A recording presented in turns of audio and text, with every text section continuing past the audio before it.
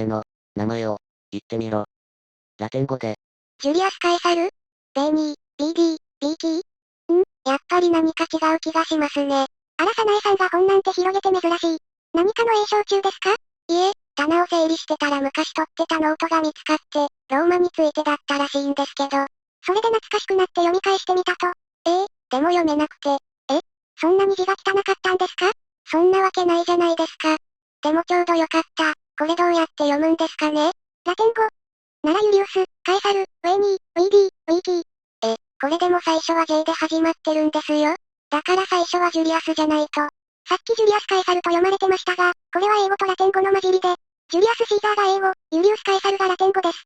英語の読みが有名なのは、シェイクスピアのおかげでしょうね。待ってください。J っていうなんて読み方しましたっけ？実は J を J と読むのは英語くらいなものです。フランス語はまだこれに近い発音ですが、ドイツ語、スペイン語に至っては U、イタリア語にはそもそも J のアルファベットがなく、外来語で U の音を表すのに J と書いたりします。いや、J とは言って、あんまりにも違うじゃないですか。何があったんですかこれ。いえ、英語も昔は J を U とかや量で発音してたらしいですよ。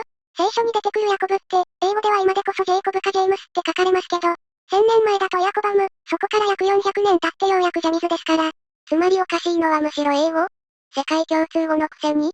そこまで偉くなったのも、実はここ100年来の話だったりするんですけれどね。ともかく古英語から現代英語までの変遷を見る限りでも、J の発音はもともと I だったとわかります。しかしそれもそのはず。元は I という字から派生したのが、J ですからね。アルファベットって最初から26文字だったわけじゃないんですね。イタリアでは今も21文字です。これに足りない発音をさらに足していったのが英語の26文字で、ひどい場合だとポーランド語の36文字とかになります。スラブ語のくせに無理するから。というわけで今回は、ラテン語の本当の発音、そしてラテン文字の歴史をたどってみたいと思います。先生全部終わったらラテン語読めるようになりますか？はい。たった1個の樹形図を覚えてもらえば大丈夫ですよ。マジですか？実は皆さんもよく知るアルファベットのうち6文字。C、G、F、V、U、W は、すべて兄弟関係にあります。大まかにすると C、F、Y の3系統ですね。Y から W までの流れはともかく、C や F とどこが似てるんですか？そこは順を追って説明しますのでご安心を。最後には来たみたかったのセリフも、正しくラテン語で言えるようになるでしょう。これで明日からの技名にも磨きがかけられますね。ではまずラテン語が誰の言葉だったのか、というところからおさらいしましょうか。はい。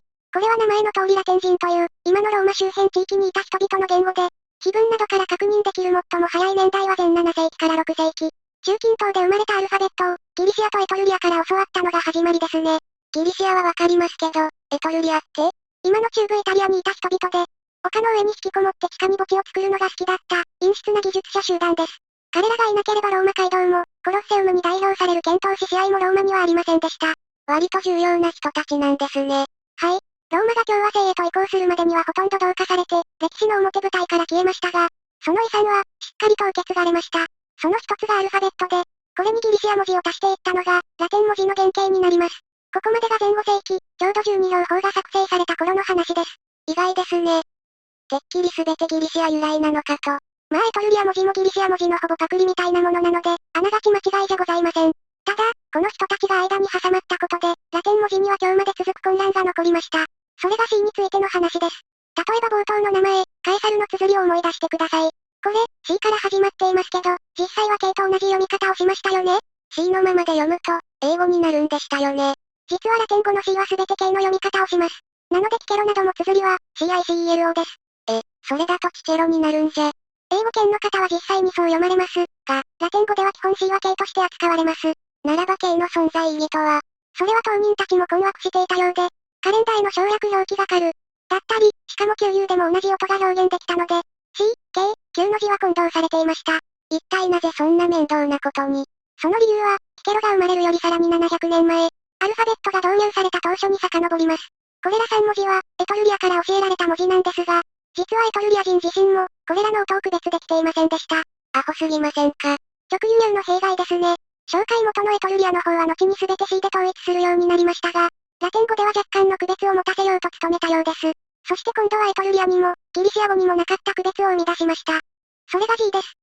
じゃあラテン語にはもともと G ってなかったんですね。一応 G の音はあったらしくて、バージンを意味するウィル語を、古い碑文ではウィルコと書いたりして、その都度 C を G と呼んでいたようです。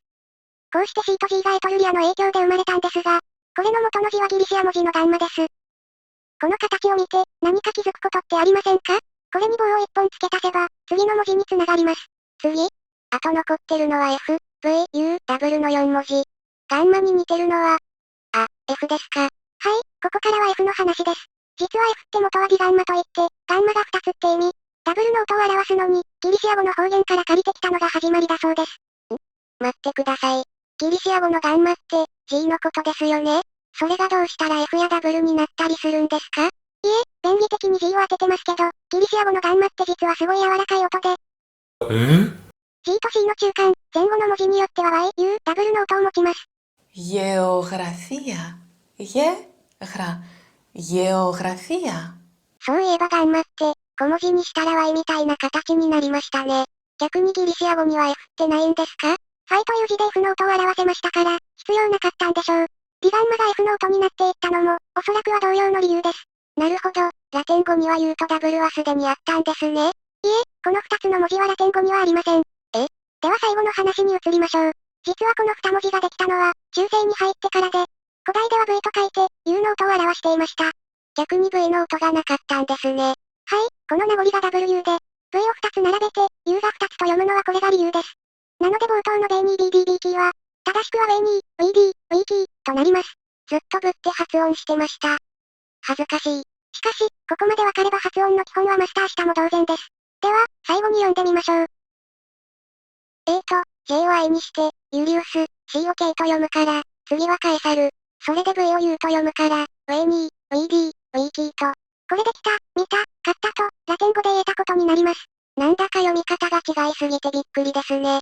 ちなみに U、W、J っていつできたんですか？ 600 年前に U、500年前に J、300年前に W、という感じです。じゃあ元はアルファベットって、23文字だったんですね。はい。ただ本当だったら必要ない文字というのが結構あって、例えば C と一緒に入ってきた K と Q。加えて Y も実はラテン語ではほぼ使わなくて、その3つを除いたとしても、H、X、Z など、合わせてあと6つくらい削れるという。なんでそんなに無駄に増やしたんですかローマさん。ははは。ほぼギリシアリスペクトの結果です。ギリシア語からの借用語を導入するのに、H から Z までの字が必要だったとか。補正。ここらの話は、英語やイタリア語のスペリングに関係したりするんですが、これはまた別の機会にしましょうか。次があるといいですね。それでは、ワーレ。アリーベデルチ。